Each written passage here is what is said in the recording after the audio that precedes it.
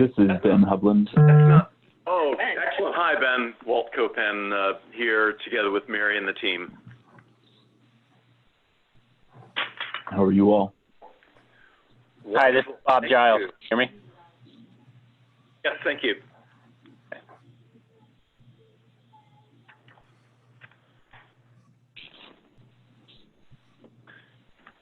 Who else do we have on the line with us? We have 20 participants in total.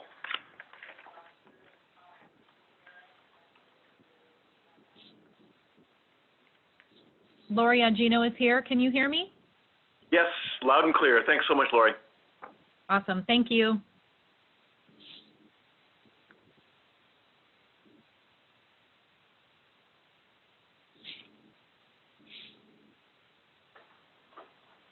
Jerome, for your awareness, I know that at least a couple people needed to call in, and so I don't know if it makes sense to do that housekeeping now or a little bit later to identify.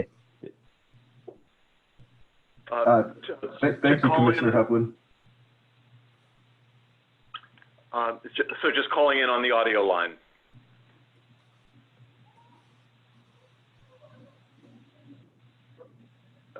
Who else do we have calling in? Paul Lux called in, and his audio isn't working, and I don't know why. I think it might be, I don't know if it's on the call-in number on his side, but because I don't have the option to unmute him, so there's something on his end, I believe. Yeah, I think maybe remind everybody, because I forgot to do it initially, to hit your own unmute button on screen. Okay. Oh, thanks, Paul. Yep, that does make a slight difference. There you go, Paul. Well, you know, the people from Iowa told me it was all fine. Oh, okay. That's a little too. That's too soon. Oh no, not for us Florida people. It's not. Yeah, there's a lot of interest in the outcome of this call today, isn't there? Very good. And anyone else that we need to do an audio check? This is Diane Golden. I'm just making sure you can hear me. I'm never quite sure. Absolutely, Diane, coming through well. Thank you. Also, Dan Weller. Hi. And Linda Lamone from Maryland. Can you hear me? Yes, Linda. Thank you. And we heard you, Dan. You got me? Okay, great. Thanks. Yep. Thank you.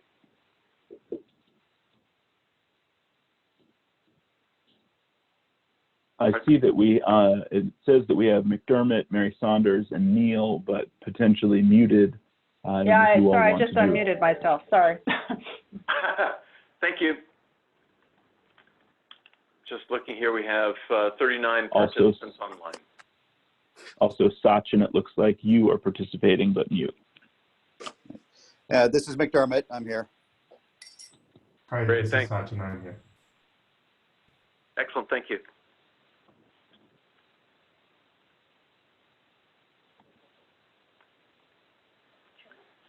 Do we have our quorum? Let's see, I haven't heard from Judd. David Wagner. Judd. David Langer. Wagner. And Neil, I know, was calling in, and so he may need to be unmuted if that's possible. Mark Guthrie is on audio, but not sure where, so that might be another that needs to be unmuted. I just unmuted. Hey, sorry, Mark. this is Judd. I'm sorry I was muted. Okay, thanks, Judd. Mark Guthrie, you should be unmuted.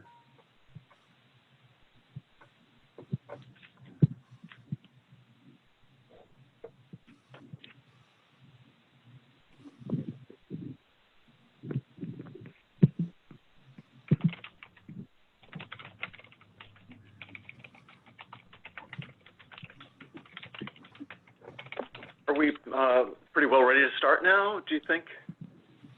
I might count it as missing David Wagner and Jeff Hale.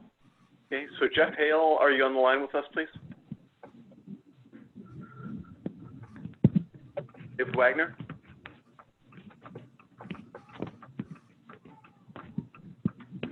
Well, we have a quorum to begin, so, Can I ask yeah. one thing? Yep.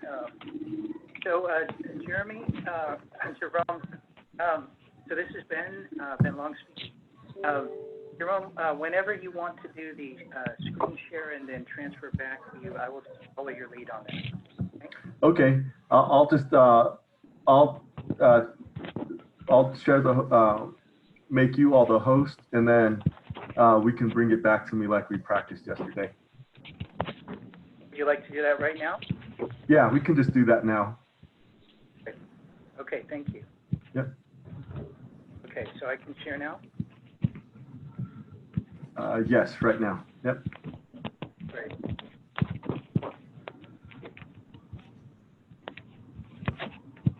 And then free to take that back.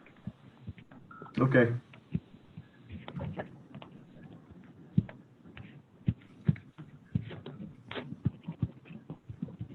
Very good.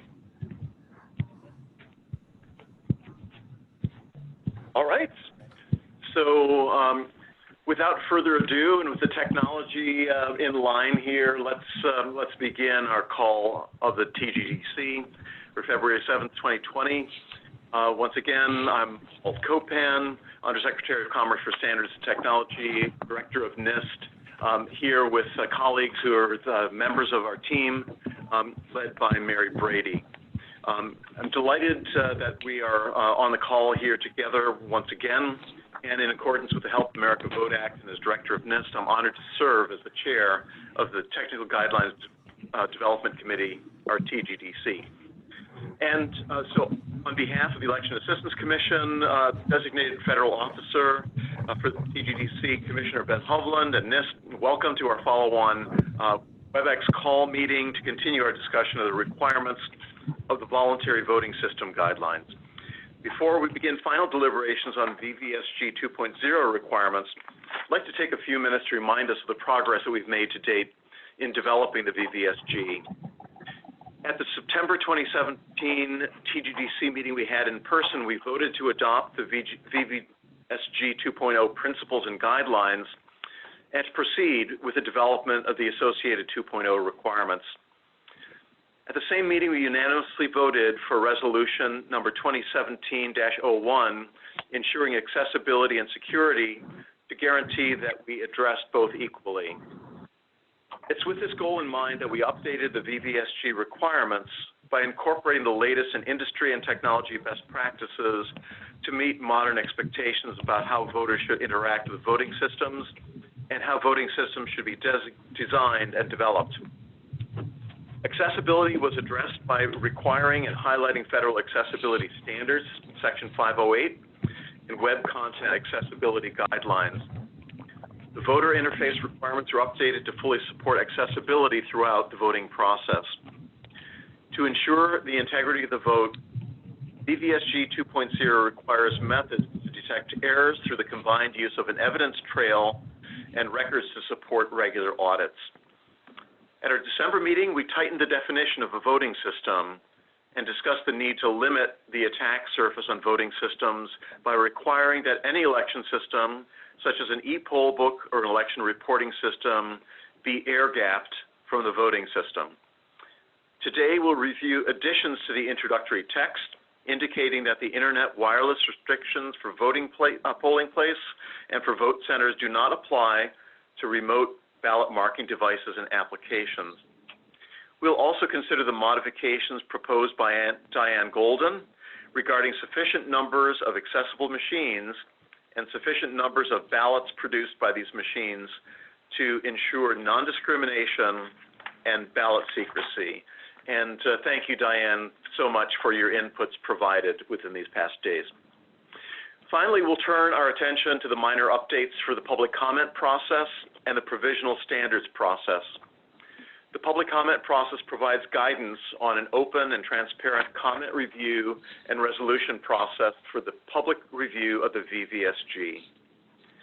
The provisional standards process enables future publication of provisional and effective consideration of new voting system technologies. It also enables interim guidance to be provided in the event of a lack of quorum of EAC commissioners. These requirements, together with the previously adopted principles and guidelines, proposed public review, provisional standards processes provide a strong foundation of trust and confidence in the U.S. voting system. After thoughtful deliberations, we will move to adopt the VVSG 2.0 requirements, together with processes for public comment and provisional standards, and forward them to the EAC for consideration and adoption.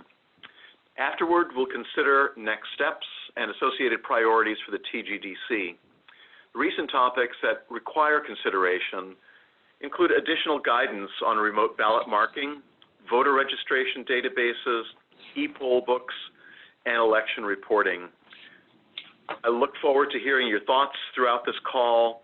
Many thanks once again to all of you for being on the call and for the important steps that you will take toward finalizing the VVSG 2.0 recommendations during this meeting. And now I'd like to turn it over to my colleague, Commissioner Ben Hovland, for his introductory remarks. Ben? Thank you, Dr. Copen. Good afternoon, everyone. My name is Ben Hovland, Commissioner of the EAC and the Designated Federal Officer for the Technical Guidelines Development Committee, or TGDC. The TGDC is a 15-member advisory committee established by the Help America Vote Act to assist the Election Assistance Commission in developing the voluntary voting system guidelines. Pursuant to HAVA, the director of NIST serves as the chair of the TGDC, and I thank Dr. Copen for joining us today and for his introductory remarks. This meeting, which is called Pursuant to the Federal Advisory Committee Act, has been noticed in the Federal Register and published on the EAC website for today's meeting. This meeting is open to the public. I would also like to start by noting that this is likely my last meeting of the TGDC as the designated federal officer for at least the next year.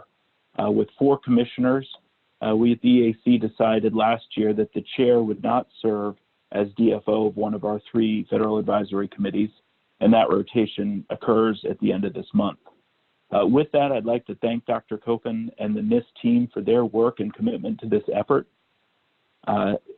And I'd like to thank the members of the TGDC for all of the time that they have invested. As you all know, but others may not, TGDC members serve without pay. We've asked a lot of all of you, and I appreciate all that you've done and the time that you've dedicated to this effort. I know we've had some disagreements and a few strained exchanges, but from my vantage point, that is more symbolic of the commitment to getting this right than anything else. It's been a busy 11 months for the TGDC. This is our 6th conference call, and we've had an in-person meeting last September. I've not confirmed it, but I think this could be a record, or at least a modern era record for the TGDC. During this time, we've had a number of important conversations and have significantly improved the draft requirements. We've also identified and wrestled with some of the most difficult issues in this area, searching for the best path forward that ensures our election equipment is more secure, but continuing to strive toward a place where every eligible American is able to vote independently and privately if they so choose. I believe the requirements are ready to move forward. As we have discussed before, that does not mean they're perfect, but simply that the TGDC believes the requirements are sufficient to broaden the conversation to the EAC's other advisory boards and the public consistent with the Help America Vote Act process. I don't believe, however, the TGDC's job is done. This body is too valuable to our agency to give you several months off while the remainder of the process plays out. And we've identified too many issues that need to be worked on. First, it's been raised that there's concern that this body could be sending a message that security is more important than accessibility. I know each and every one of you joined the EAC in believing that we must have both accessibility and security. Some of the issues we discussed have have been beyond the scope of the traditional VVSG, but they are integral to Americans being able to cast a ballot independently, privately, and securely. I believe the TGDC should consider setting a 2020 agenda that builds on and complements the work we've done in the past year. Dr. Copen hit on a number of potential areas in his opening remarks. I will add that I think it would be great to build on NIST's work for security around UOCAVA electronic ballot delivery portals and add layers of usability and accessibility to what a portal should look like. Out of our September meeting, I know there was talk of working with the Access Board to create a formula similar to that for parking spaces to identify an appropriate number of accessible voting machines in a polling place that was more thorough than the one per polling place in HAVA. Neil mentioned that California law uses a higher number, and he has still found that to be insufficient for some of his polling places. I believe identifying a formula would allow a way to differ between a 200-person precinct in a small town and a 10,000-person early vote center in a larger city. We can and should do better. Additionally, we have had a number of conversations about the scope of the VVSG. At times, it seems like it should include more, but it traditionally has not. The reality of today's elections is that non-voting technology, including statewide voter registration databases, e-poll books, election night reporting, and remote blank ballot portals are all integral parts of elections, but some of these technologies are significantly different than traditional voting equipment. The TGDC is uniquely positioned to examine if these technologies are appropriate for the VVSG or if their nature and functionality lends them to a different type of program. For example, e-poll books are often connected to the internet, and this both necessitates certain additional security concerns, but also allows for more frequent updating and would need guidelines that recognized and allowed for this. Finally, we identified that many of the answers to how we balance accessibility and security may be found in good air gapping techniques. We discussed some during this December call, but as the VVSG 2.0 is about the next generation of voting equipment, are there new techniques in air gapping in other fields or with other technologies that may lend themselves to voting equipment? I know what I've described as ambitious, but that is what we need to be, and I know we can rise to the challenge. Again, I thank you for your attendance and participation today, and I look forward to a rigorous discussion. Thank you. Before I turn it back over to the NIST team, Jerome, do we need to... Sorry to talk over you, Ben. This is Walt Cook. Go ahead. On behalf of the entire TGDC and the NIST team, I want to thank you at this time for your close engagement in this process, your passion for ensuring that the right things are done, and also looking to the future that we have a robust agenda to ensure voting security and accessibility for all. So thank you for your leadership, Ben. Thank you very much. Before we turn it over to the NIST team to move on, do we need to do one quick check to see if, I think we had everybody, except we had not heard from Jeff, Neil, who may be muted. Jeff Hale joined. I know that for sure. Thanks, okay, Commissioner. and David Wagner. Neil, you're there. Great. Thank you. Yes, sir. Yep. And David Wagner, are you on? All right. Forward we go. Dr. Copen and the NIST team, if you want to take it over.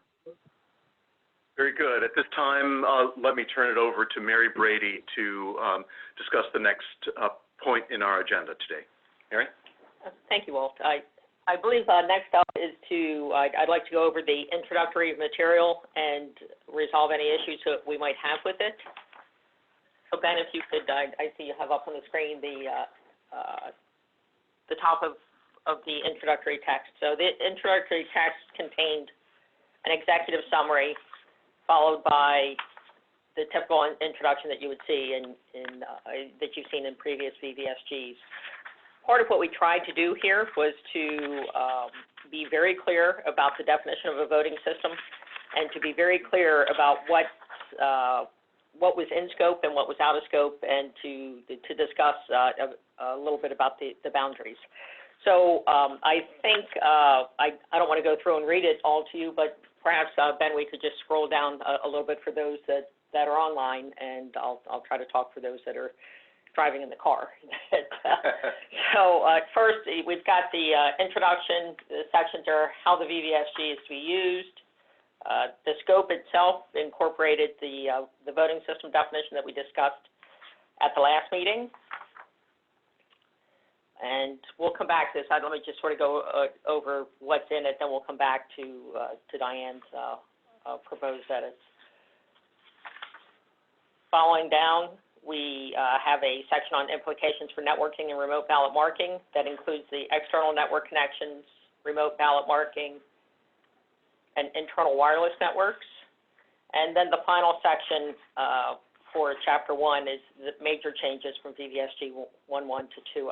And we did have a small typo pointed out by Bob. That tells me you read it all the way through, Bob. Oh, and I'm sorry, and then the final portion of that section is just the VVSG document structure. Okay. And then Chapter 2 is conformance information, which goes over the organization structure, the 2.0 requirements, navigating through them, technical standards and terms used in the requirements, conformance language and describing the differences between must and must not and may, and implementation statements, and finally extensions to VVSG 2.0. So how about if we first start with Diane's proposed edits, and then we'll open it up for, if there's any other discussion on the introductory text. So Ben, if you could move to her proposed edits. Here we are.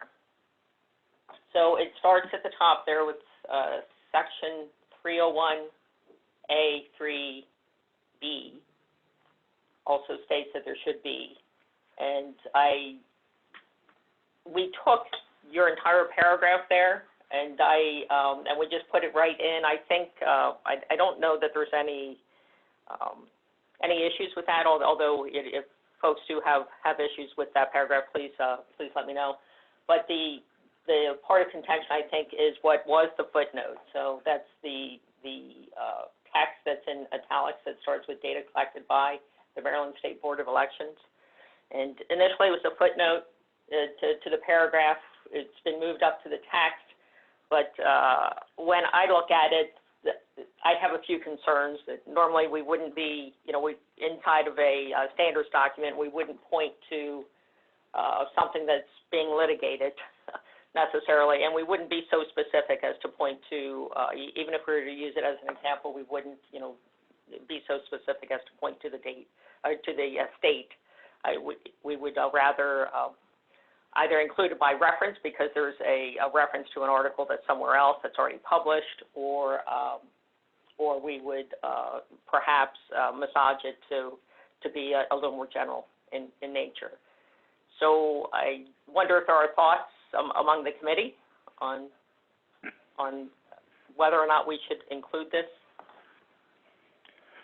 This is Paul Lux, and I agree with the sentiment of the addition. I was happier with it as a footnote because, of course, the paragraph right above it mentions that, the best practice is to do this. And this insertion here talks about a particular state's policy, which would be considered best practice, and how it failed to be implemented, and that's not good for that state. But because this is more policy and procedure and best practice versus technical standard, I think it needs to be footnoted, tied to this paragraph, so that people are aware, hey, by the way, this does go on, and it's important that this, that you pay attention to this, but I'm not sure it needs to be part of the main body of text for an executive summary.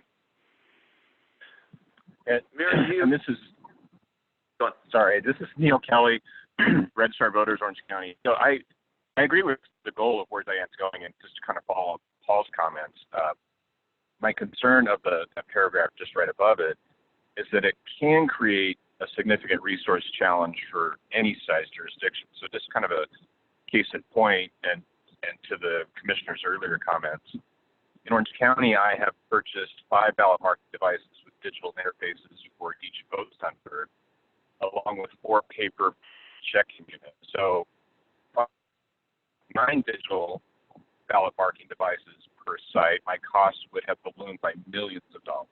And having 4 print check-in stations allows us to speed up the check-in process, which just improves the voter experience for all voters. So in addition to that, we have a mobile check-in team that's able to split up the voters between the print version as well as the digital interface. And that to Diane's comments earlier, that's how it should be, to be able to have equal voting across. And as I mentioned in our last meeting, I believe states should be a partner in this regard, and any reforms should include language to require more accessible units per site. And just to reiterate the comments on the formula, I think that's a great idea. So specific to the paragraph that Diane has where it talks about, I just want to read it very quickly, the basic digital interface with or without access features to mark their ballots rather than maintain 2 segregated systems of voting. I'm just proposing we would add when practical given local resources. And then a possible additional comment would be, and I know this won't go well with some folks on this committee, but that states should also consider legislative changes that would require increased numbers of accessible units to ensure a balanced voting experience.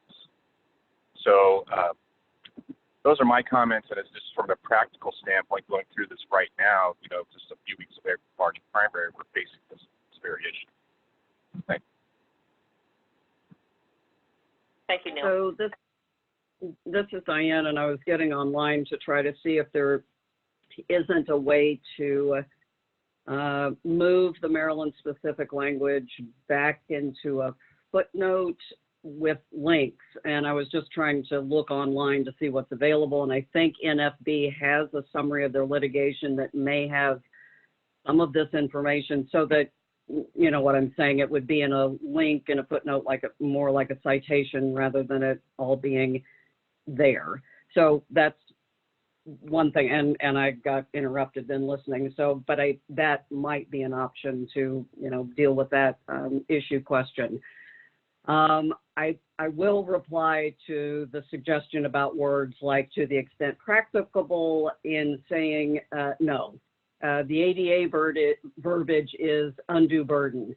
That's the legal standard. The extent practicable is not the same thing as an undue burden. And what we're referencing here are the requirements under HAVA for privacy and independence, and the requirement under the ADA for equal access, effective communication, and the only legal out is undue burden, not extent practicable. So fair enough on that comment, but HAVA currently only requires 1 unit, so there's the dilemma, and I'm just trying to meet middle somewhere, some middle ground. But I understand your point. And hopefully what we were trying to do with this paragraph was to tell people quit paying attention to that 1 per polling place thing, because it's overruled by other parts of HAVA and the ADA. And, until we get people to understand that thing in HAVA people just need to stop paying attention to it, because that really isn't the legal requirement. This is Sachin. I want to echo what Diane said. The idea is to go beyond that bare minimum expectation. If we're just going to set the bare minimum as the 1, we will always be living 30 years behind or 20 years behind. This is Dan Wallach here. I just wanted to ask a question. We're working on a standard that's meant to say how voting machines should work. Is it in scope for us to be talking about these deployment issues, or is that really beyond the scope of what this particular document is meant to cover?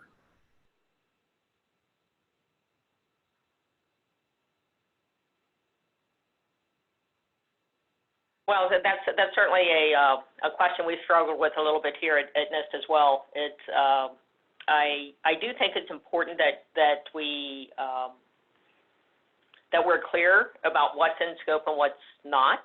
So I think the discussions on the internal and external networks and remote ballot marking are certainly something that we should address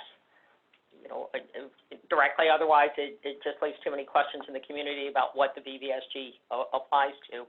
And I think, again,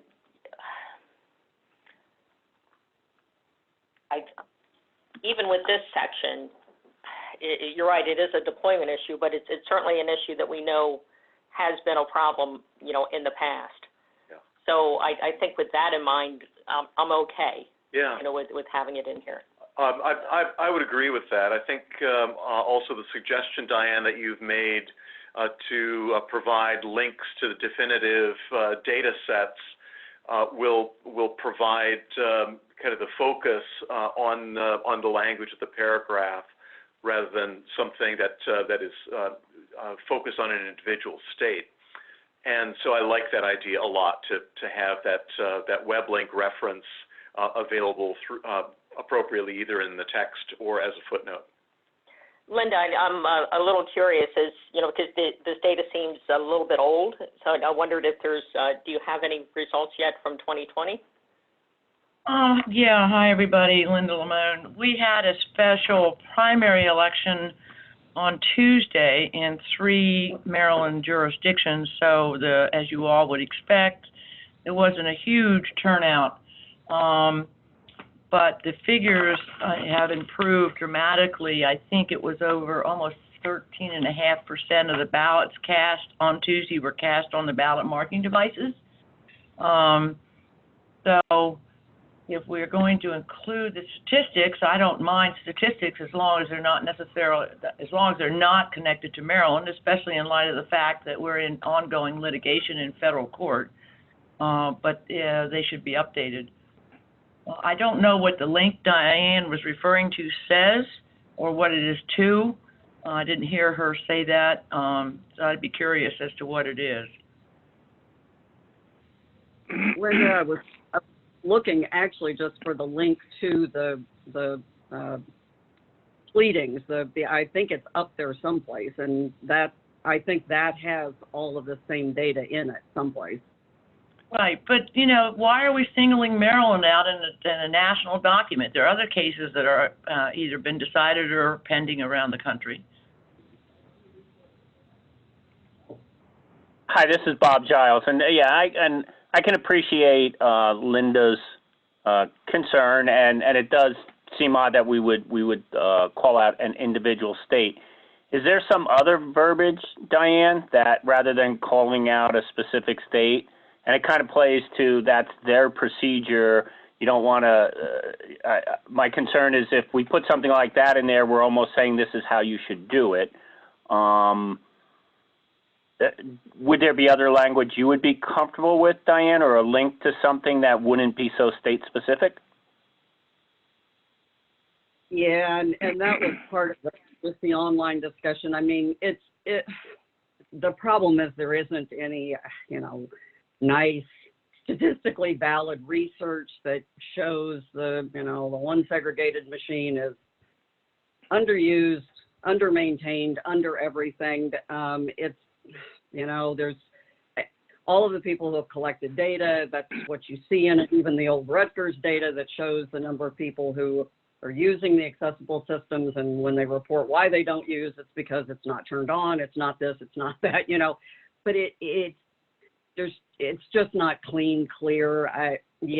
So, if there was and unfortunately on this particular issue, there's the previous litigations related to remote ballot, and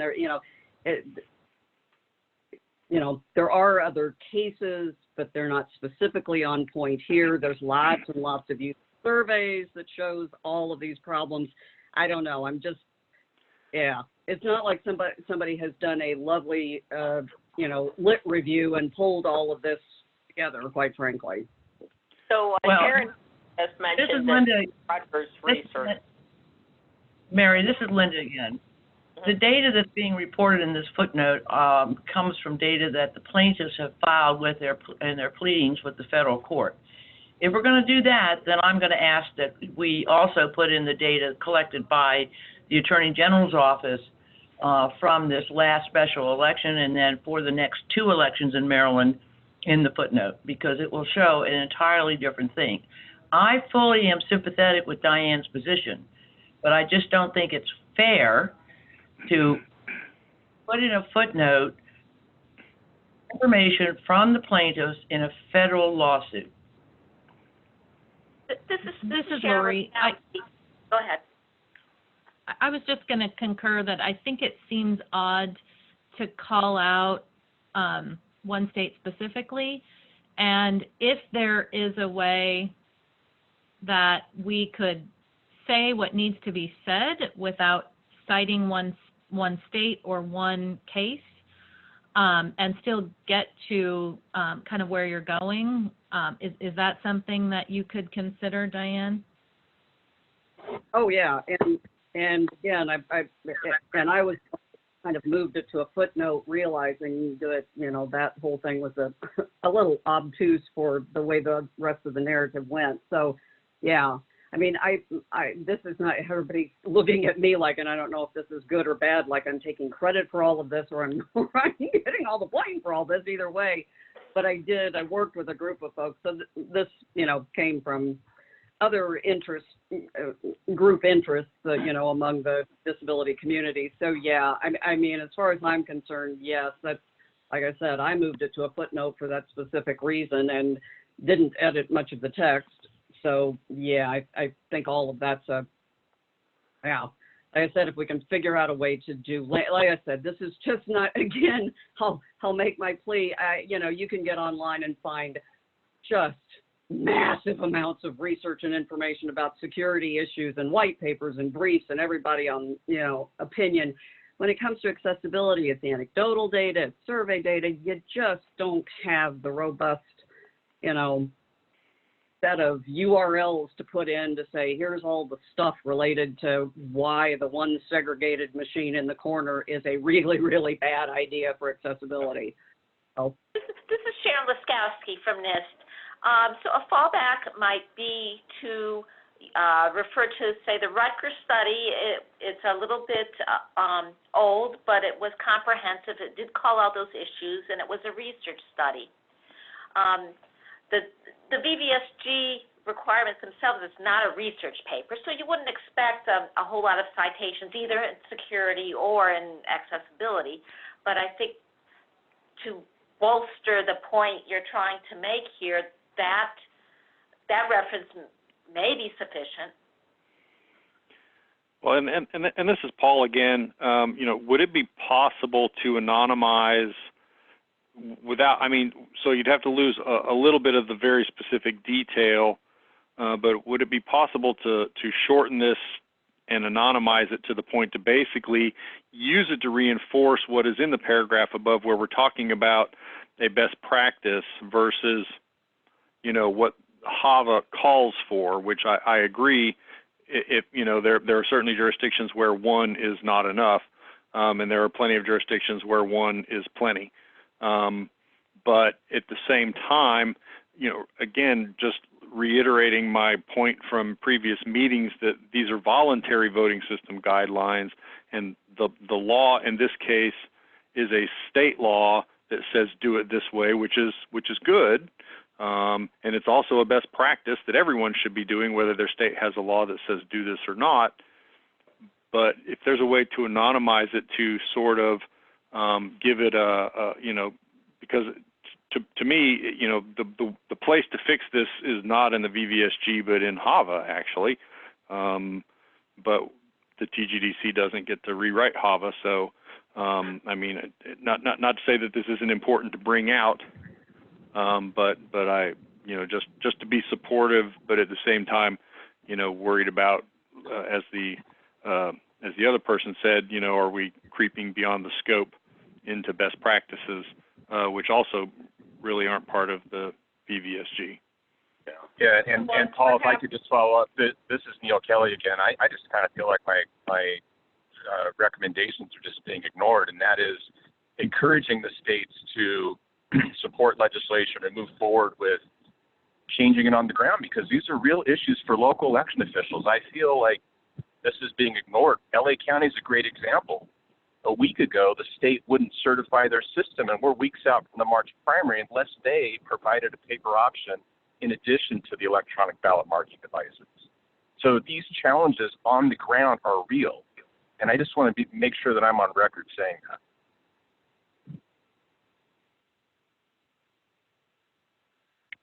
Okay, so I think Neil, what I'm hearing. What's your proposal to add to the document? So specifically, if there was some way we could have some language that encouraged the states to consider legislative changes that would require increased numbers of accessible units to ensure a balanced voting experience. That's my specific recommendation. Would you prefer that to show up in a footnote? I'm good either way. Okay. Or a resolution? Well, I mean, it seems to me like it would make more sense to put it in the document itself as opposed to a resolution. But, right. I mean, I'm open to that, Lori. So. Well, perhaps we could just replace the footnote with language to that effect. Neil, what do you think? Or perhaps get away from the Maryland issue entirely. Yeah, we strike the Maryland data and references and bring in a language to the effect that you've just raised, Neil. I think that's great. This is Paul again. Would this be something to maybe send as a recommendation or a resolution from the TGDC to the standards board and the advisory board for them to issue that kind of a statement in support of this change, or in support of states, using that as a consideration to change their state law? Probably better. A little more gravitas coming from them versus us, if you will. Yeah, I think it's good to have a place to point to within the VVSG itself, but then the action to be taken separately as you've outlined. This is Diane, and I almost think that recommended statement that I love about state laws, states ensuring that they have state laws on the books that encourage balanced, whatever, rather than, I'm appalled at California, and it's like, really, LA County's been doing all this work, and now they're going to be forced to, anyway. And I will go back to Sharon's suggestion. I think in terms of footnotes, we can certainly pull the old Rutgers study. I think AAPD did a post polling, with a whole list of summary. Again, it's voter report. I found the paper, disability voter turnout and voting difficulties actually they did one for the 2012 elections. Yep. And NFB's done some of those national surveys and reported problems, and I think some other folks. So anyway, what I'm saying is, I think if we're going to do a footnote, we could just say, here are links to descriptions of the voter problems, and many of them are very specific to, the machine was not turned on, nobody knew how to turn it on, blah, blah, blah, blah, blah, kind of thing. So. I think we've honed in now on a good pathway forward on this to provide reference to some more definitive independent analyses, and then the language that we've talked about with the encouragement for the states that would ensure balanced access. Thank you all. This has been great, and this is something that we all have a great deal of passion for, and thank you, Diane, for your leadership in this topic. Dave, Yep, go on. Dave Wagner here. Before we turn from this, I think this, sorry to be joining late. I wanted to thank Diane for bringing this up, because I agree there is a real challenge here.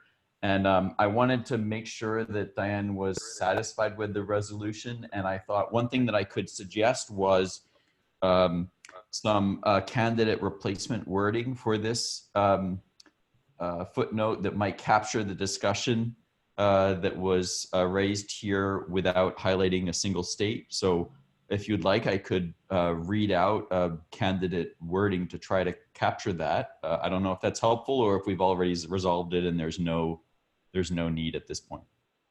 No, go right ahead. Okay, here's some, just trying to write on the fly. There is substantial experience that having one accessible voting machine per polling place that is used only for voters with disabilities has worked poorly for voters with disabilities and may not be sufficient to provide equal access as required by law. For instance, data collected in recent elections highlight how difficult it is to ensure that a sufficient number of voters use the accessible voting machine to ensure the secrecy of BMD marked ballots and to ensure that poll workers are able to operate the machine successfully.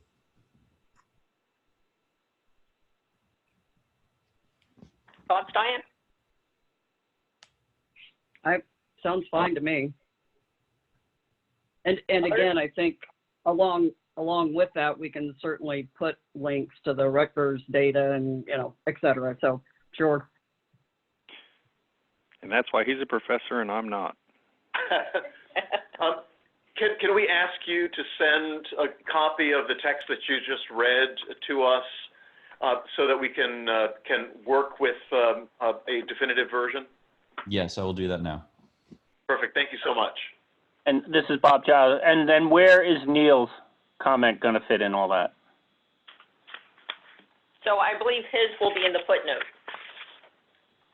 That in the footnote we'll reference Rutgers and we'll also indicate that states should consider legislation.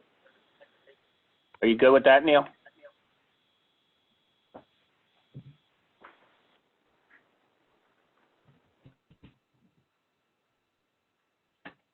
This is Judd. I've been talking to him by text, and I know he's kind of going in and out of coverage. So, okay. But I think that's the generally what he was trying to accomplish. Yeah. Very good. I think this has been a quite helpful conversation. I think that the issues and concerns that have been highlighted can be addressed now with reference to these other studies, and also to highlight the need for action in these important accessibility matters. Thank you all. This has been great. Okay, so with with that conversation, coming to an end, perhaps we should open it up to see if there's any additional concerns, issues, anything you'd like to bring up in the introductory text in any of the other sections? Mary, this is Paul. I have just one or two, little typos here or there, things that need cleaned up. I'll just send those to you separately. I don't think we need to bog down looking for, missed letters and things at this stage. Thanks, Paul. Anyone else?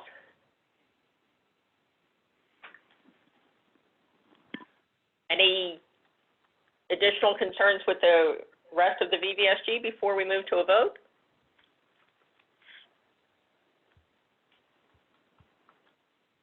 Do we have a motion to move to a vote?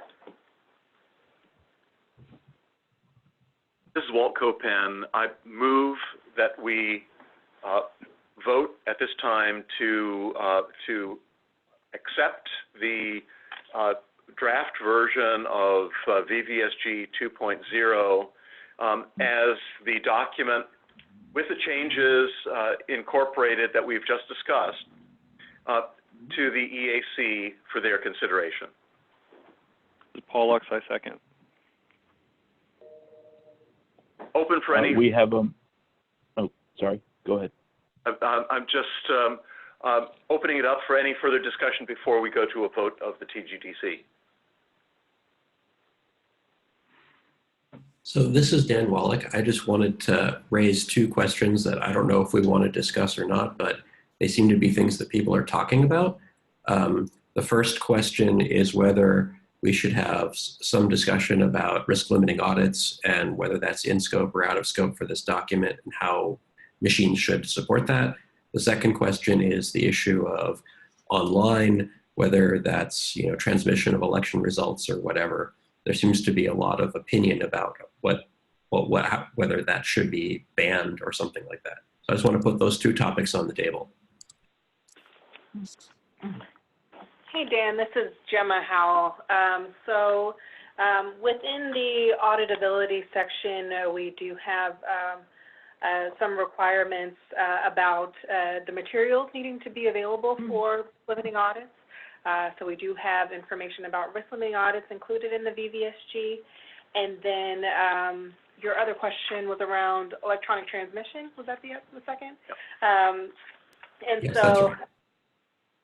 Thanks. So we've covered that in a few places in the introduction material.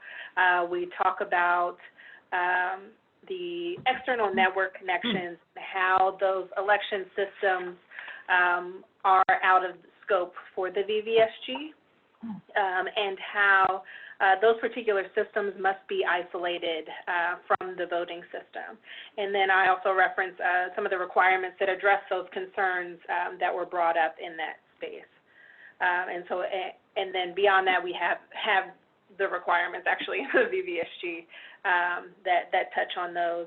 Under the external network connection section in the intro material, you'll see the two requirement references there that kind of cover that. We'll bring it up on the screen for you.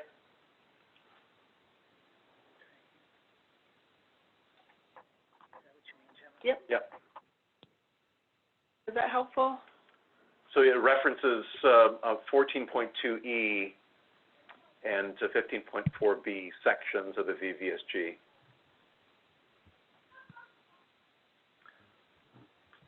I think this is a helpful addition to the executive summary.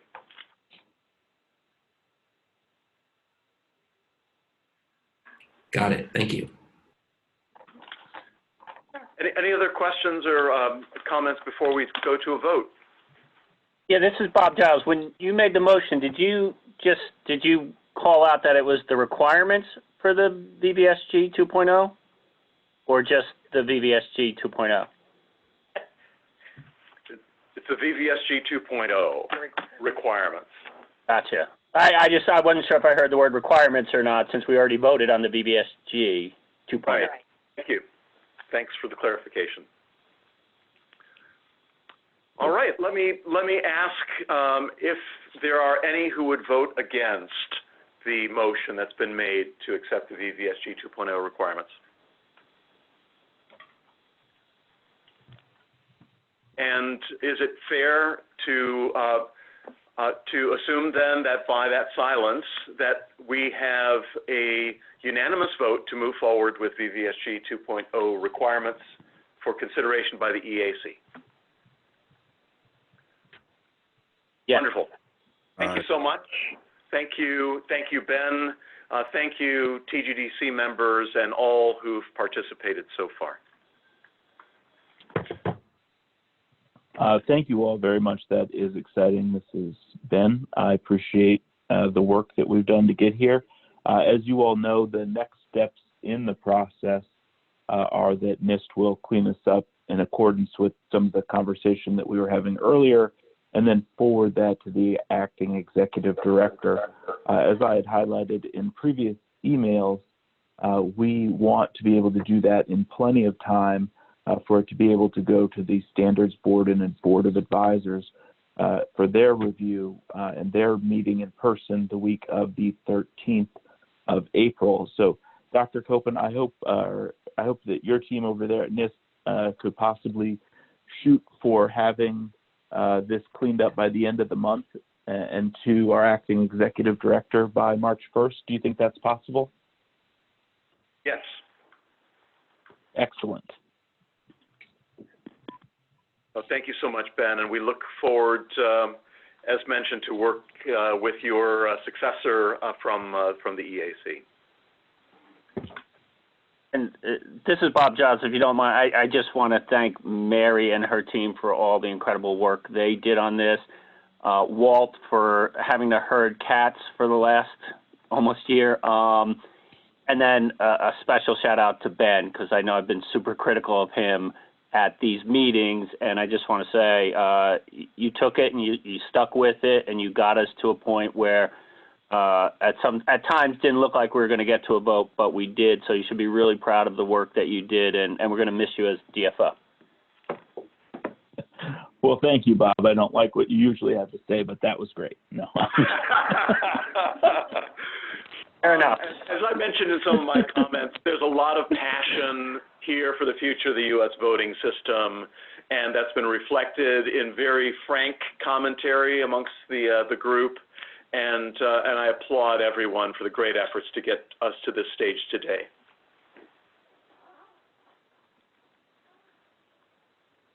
Okay, congratulations, everyone. So let's move on to the second topic of discussion for today's meeting is to talk about the path forward and to discuss priorities going forward. What is it we want to take on? See if we can sketch out a work plan for the coming year. Ben, do you want to kick off this conversation?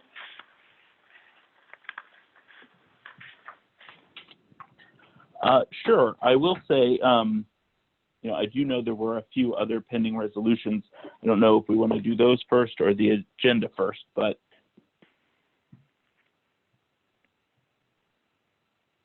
I'm happy to jump into talking about the agenda. As we were saying, so obviously there's been some conversation around the formula. I know Sharon with NIST had started that process, but I thought it might be worth formalizing it.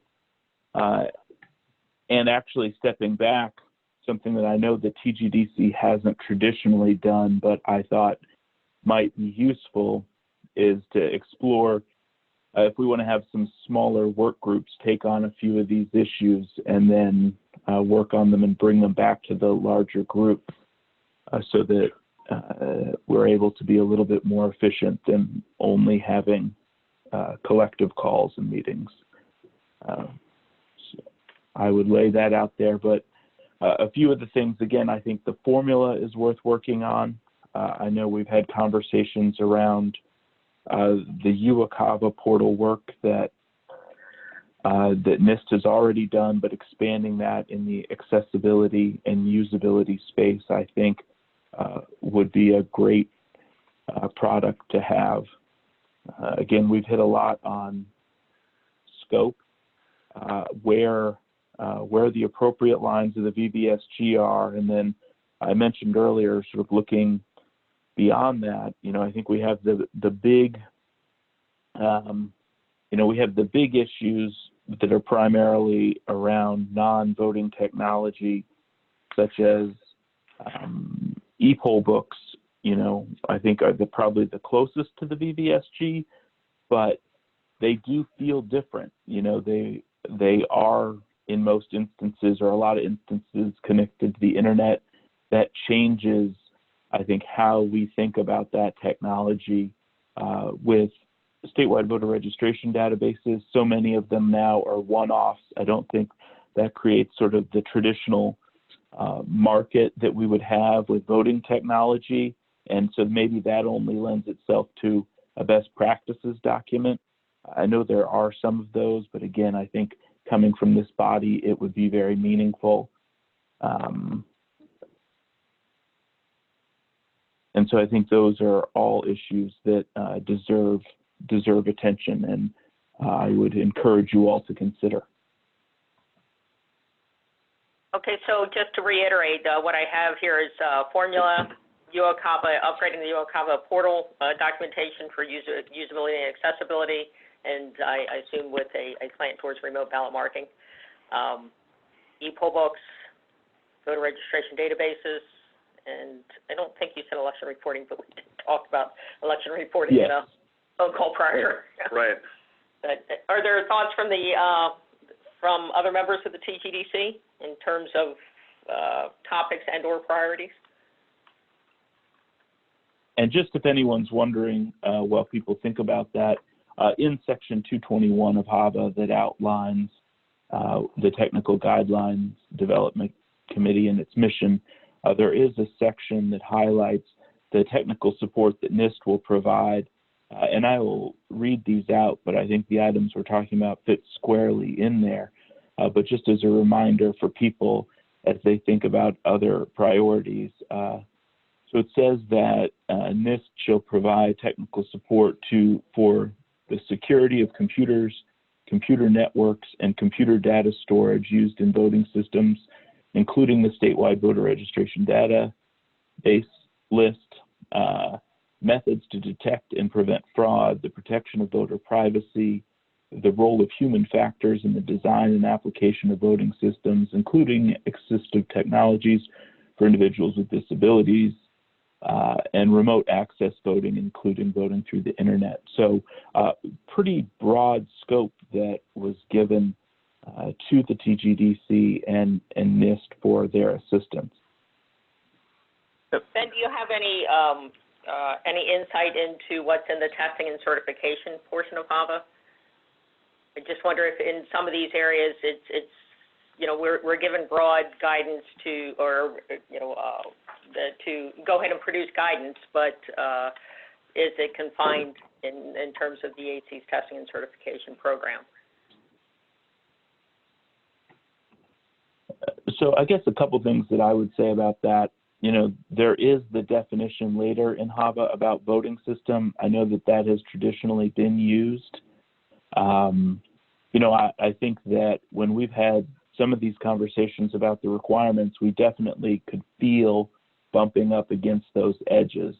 That same definition is not included in this portion of the Help America Vote Act, and so I do think that that's part of the challenge, and part of what would be great to address some of these issues is to identify where it may be appropriate within the VSG.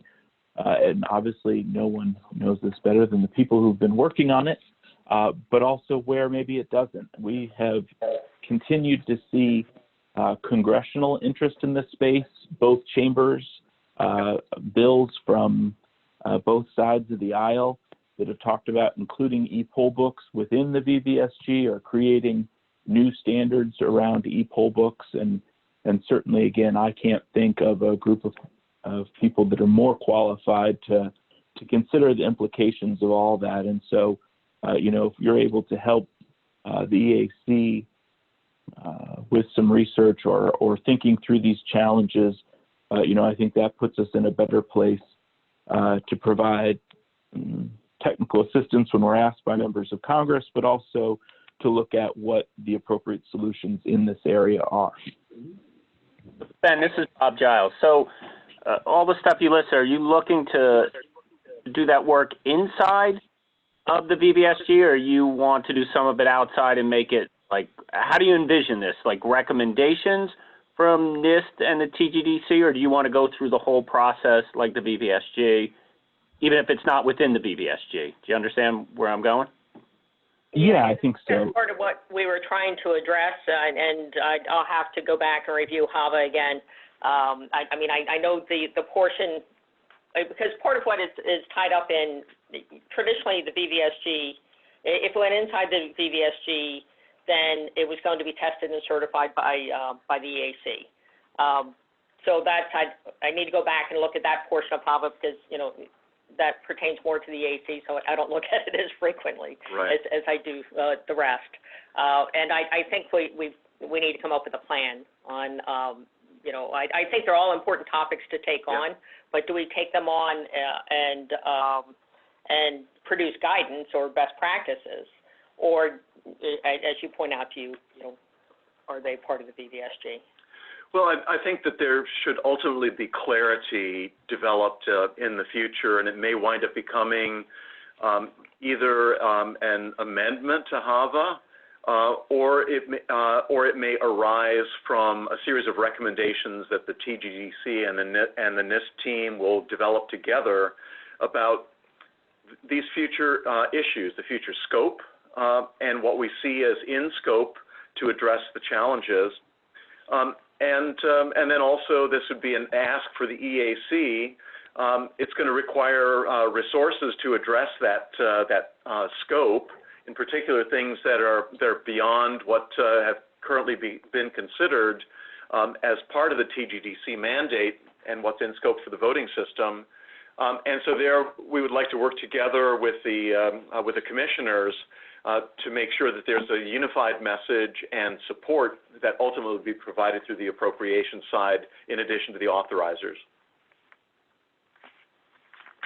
Thank you. And Bob, just I guess for my thoughts on this, I have a sense on where some of these technologies go, but, again, thinking about statewide voter registration databases, certainly a concern for everyone, certainly something that additional information on the best way to secure those or structure those for security, back those up, that is, I think something that would be welcomed by the broader community. But I also recognize that a lot of statewide voter registration databases now are built in-house or one-off and wouldn't ever lend themselves to, for example, the VVSG or the traditional testing and cert program as we know it today. And so, again, by that token, I think acknowledging that or having people who have regular interaction with this technology think through that along with technological experts that we have on the TGDC and identify, what is the best path forward. E-poll books I think about as probably being the closest current technology to the voting systems in that, I think there's a market for them. Obviously, people are buying them. I think they lend themselves in that way. But again, they're a little bit different. They do connect to the internet. Most people operate them often operate them in a connected to the internet environment. And so, if a traditional certification program, the way we think of the certification for the voting systems may not be correct. And there's certainly been bills that that explicitly expand the scope of the VVSG to include e-poll books. And so I think it's worth having a conversation on that and what would the needs of a testing and certification program around e-poll books be? Does that make sense? That's very clear, Ben.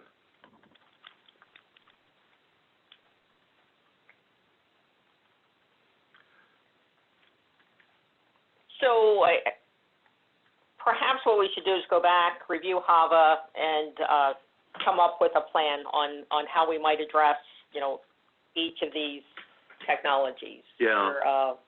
And send it out to the TGDC members and see if we can get some conversation going on it, because I think there's a lot of unanswered questions, and perhaps a read of HAVA will provide some answers. Yeah. No, that's excellent. I think TGDC is going to have plenty to do going forward. There are a couple of other items, and I think that was a good conversation to have. The notes from today's meeting will outline these elements of future scope and areas to be addressed. We also have two resolutions to be considered for ratification today by the TGDC. They have been discussed really as the outgrowth of our meeting in September. So I'd like to move the group now to consider and to ratify these resolutions to go forward. The first of these is a resolution that the EAC commissioners should ratify an open and transparent public comment review and resolution process for the EAC professional staff to conduct a public review of voluntary voting system guidelines in a manner that embodies trust and confidence. That the TGDC will provide a process recommendation then within 30 days. And so that's the first of the resolutions that I'd like to ask the group to ratify today. It will require then some action on our part, certainly once the EAC provides their response.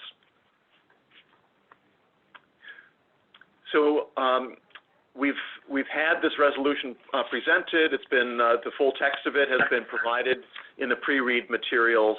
I'd just like to now move to ratify this resolution. Before we do so, open it up for comment.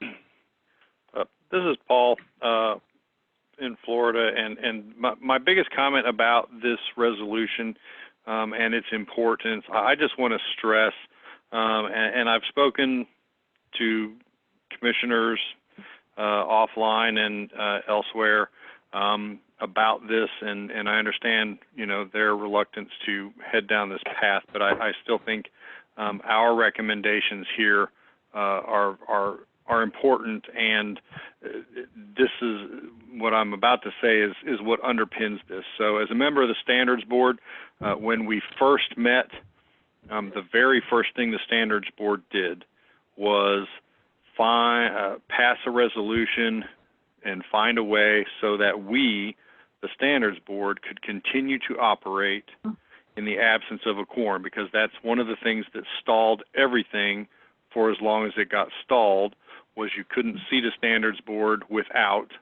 a quorum at the EAC. And so obviously the work of the Standards Board, very important, so much so that the Standards Board sought to make sure that they were able to continue to operate without an EAC having an operational quorum. And since one of the main jobs of the Standards Board is to review VVSG requirements to keep that stuff moving forward, why on earth then wouldn't we be able to function in the absence of an EAC quorum? And that's all I'm going to say. Good. Well, thank you very much. I know that that's a big part of the underpinnings also with the resolution number 3 that we'll be considering next. Mary, do you have some comments to add? No, I don't think so. I think the only thing I'll say, what you have before you is I know the resolution said that we would define the process within 30 days, but you actually have the process before you. Right. So it's so that's really what we would be looking to adopt. Okay, so then the resolution will be amended to show that the process as recommended below in this document is what we're asking the EAC to ratify. Yes. Thank you for that clarification. Any other comments on this resolution before we go to vote on it? All right. May I ask anyone who is opposed to this resolution to let their wish be made known now? And therefore, by acclamation, I believe that the feedback that we have received as a result of this request to vote on the resolution is that this resolution is passed unanimously with the changes that have been provided. Thank you all. Let's move now to resolution number 3. We have a resolution that the EAC commissioners should ratify a provisional requirements review and approval process for the EAC professional staff to update VVSG requirements in the circumstances where there is no quorum of EAC commissioners. The TGDC will provide a process recommendation within 30 days. And again, we have that amendment where the process recommendation has already been provided for us. So that particular portion of the draft resolution will be struck. So the resolution that we have before us is really to address the point that Paul just mentioned earlier on, is the recommendation that, as I recall, Mary Saunders from ANSI had provided a lot of insights to us as a group on the benefits of having a provisional standards process. And I think that the view of the team was that that was a very, very helpful step to ensure that the momentum and the good work of the TGDC could be maintained. So let me open it up for comments and any questions from the group before we go to a vote on this resolution.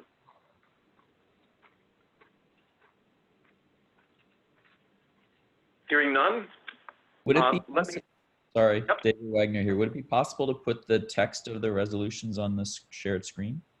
Oh, absolutely. No, it's at the top of the document. Yeah, at the top of Just bring document, up the recommendation. Yep. Oh. Yeah, let's see. We're just finding the file now. Give us a moment, please. Very good. And so it's resolution number 3, and the resolution that we're voting on is the first sentence. Well, let me repeat that again. The EAC commissioners to ratify a provisional requirements review and approval process for the EAC professional staff.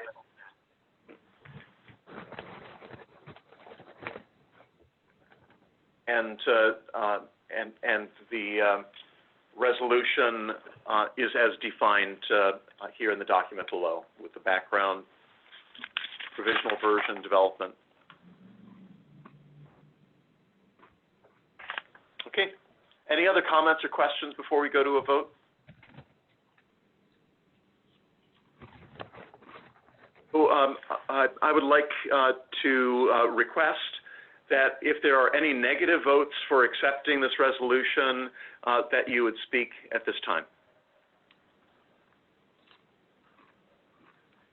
Hearing none, as before with acclamation, then I accept that we have a unanimous positive vote to move forward resolution number 3 to the EAC commissioners.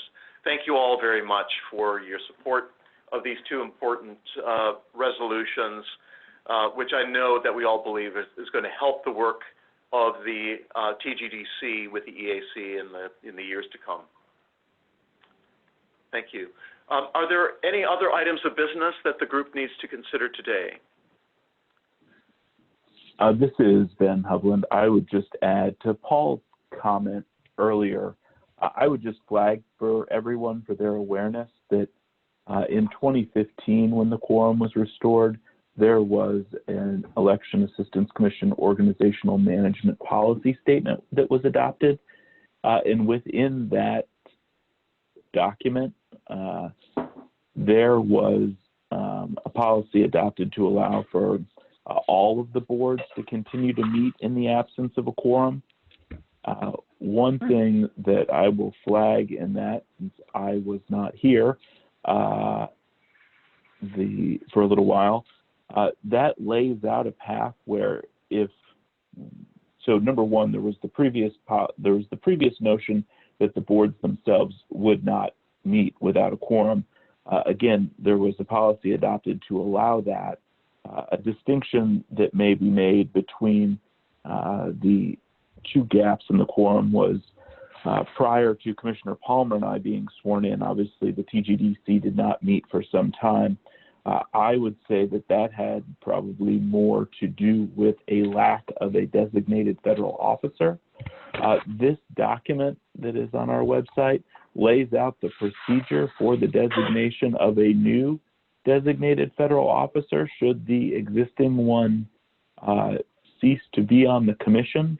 That was not followed. I do not know why, as I was not here, but would just say to flag for you all, if such a situation arises in the future, that there is a policy for that in place, and I encourage it to be used. And certainly, while traditionally our commissioners serve as designated federal officers, there is nothing in FACA that requires that to be the case. And so, it could be the executive director or the director of our testing and serve program or someone else. So certainly just want to clarify that, but largely hope that we do not have an absence of a quorum anytime soon. No, thanks so much for that, Ben. And we'll make sure then in the notes from the meeting today that the reference to the existence of that policy update as well as the web link are made available to the TGDC members for future reference. And so we now have a process as well for provisional standards development that we can utilize in the future, subject, of course, to the support by the EAC commissioners. Is there any other business that we need to consider before wrapping up our TGDC meeting today?